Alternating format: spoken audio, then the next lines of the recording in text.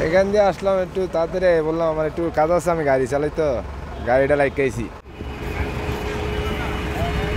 এই চিত্রটি ঢাকা চট্টগ্রাম মহাসড়কের কুমিল্লার ইলিয়টগঞ্জের। পাশে পড়ে আছে কোটি টাকার ফুট ওভারব্রিজ, তবুও জীবনের ঝুঁকি নিয়েই দ্রুতগতির গাড়ির সামনে দিয়ে পারাপার হচ্ছেন শত শত মানুষ। স্কিন শুষ্করুক্ষ হয়ে যাবে বলে কি বাইরে যাবে না? জাস্ট 1 2 3 4 করো, স্কিনটাকে রিভাইভ করো। 4 লেনের ব্যস্ততম ঢাকা চট্টগ্রাম মহাসড়কটি একদিকে যেমন গতি এনেছে যোগাযোগে, অন্যদিকে এটি হয়ে উঠেছে অনেক পথচারীর জন্য এক মারাত্মক মরণ ফাঁদ। ফুট ওভারব্রিজ থাকা সত্ত্বেও ডিভাইডার ভেঙে অবৈধ পারাপারের কারণে প্রতিদিনই ঘটছে ছোট বড় দুর্ঘটনা, ঝরছে তাজা তাজা প্রাণ। এই মহাসড়কে যান চলাচল করে অস্বাভাবিক গতিতে, কিন্তু স্থানীয় বাসিন্দা, স্কুল কলেজের শিক্ষার্থী এবং শ্রমিকরা ঝুঁকি নিয়েই পারাপার হচ্ছেন সড়কের এক প্রান্ত থেকে অন্য প্রান্তে।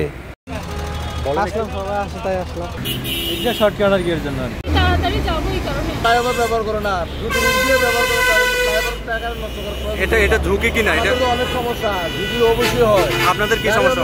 সামনে যে আসে তারা ফুট করে দৌড়বে, তাহলে সমস্যা না। এটা সড়ক ও জনপথ বিভাগ এবং হাইওয়ে পুলিশের কঠোর নজরদারি এবং স্থানীয়দের সচেতনতাই পারে এই মহাসড়কের মৃত্যুর মিছিল থামাতে।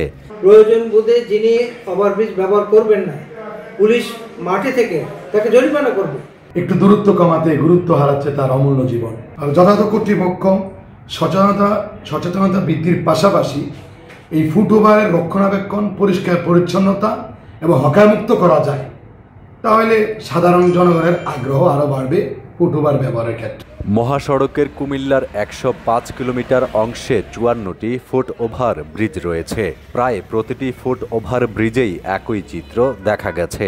সময় বাঁচাতে কিংবা অসুস্থতার অজুহাতে জীবনকে নিশ্চিত মৃত্যুর দিকে ঠেলেও পারাপার হচ্ছেন সব বয়সের নারী এবং পুরুষ। জনসচেতনতা বৃদ্ধির লক্ষ্যে হাইওয়ে পুলিশ যেরকম কাজ করে যাচ্ছে, অন্য সরকারের অন্যান্য সংস্থা কাজ করে যাচ্ছে। এটা হলো আমি মনে করি ব্যক্তি হিসেবে আমাদের প্রত্যেকেরই সেফটি যে অ্যাওয়ারনেস, সেটা ডেভেলপ করতে হবে। সেই সেফটির অ্যাওয়ারনেস ডেভেলপ না হলে এটা আসলে শুধুমাত্র পুলিশকে দিয়ে এটা করা কতটুকু ফলপ্রসূ হবে সেটা আমি মনে করি কষ্টের সম্মুখীন। আমরা আমাদের পক্ষ থেকে যতটুকু সচেতন করা যায় এটা আমরা চেষ্টা করি। আবার বিভিন্ন ক্ষেত্রে আমরা দেখা যায় যে আমরা রাস্তার মাঝখানে যে ডিভাইডারটা আছে সেই ডিভাইডারকে উঁচু করে দিই, রাস্তার মাঝখানে যে জায়গাটা আছে সেই জায়গাটা ঘেরা দিয়ে দিই, যাতে তারা সরাসরি রোড ক্রসটা না করতে পারে এবং তারা যেন বাধ্য হয় ফুট ওভারব্রিজ ব্যবহার করতে। এই ধরনের বহু ধরনের ইনিশিয়েটিভ কিন্তু আমরা নিয়ে থাকি এবং নিচ্ছি, কিন্তু দেখা যাচ্ছে যে তারপরেও ওই যেখানে আমরা ঘেরা দিচ্ছি, গ্রিল দিচ্ছি, ওই গ্রিল দেখা যাচ্ছে রাতের বেলা কেটে, একটা দুটো গ্রিল কেটে ওই দিক দিয়েই তারা যাতায়াত করে অনেক রিস্ক নিয়ে। তো যাই হোক, এটা আসলে আমরা আমাদের পক্ষ থেকে যেটা করণীয় আমরা করে যাচ্ছি।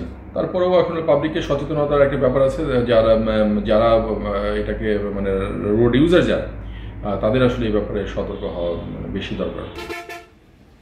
আরিফ আজগর, ঢাকা পোস্ট, কুমিল্লা।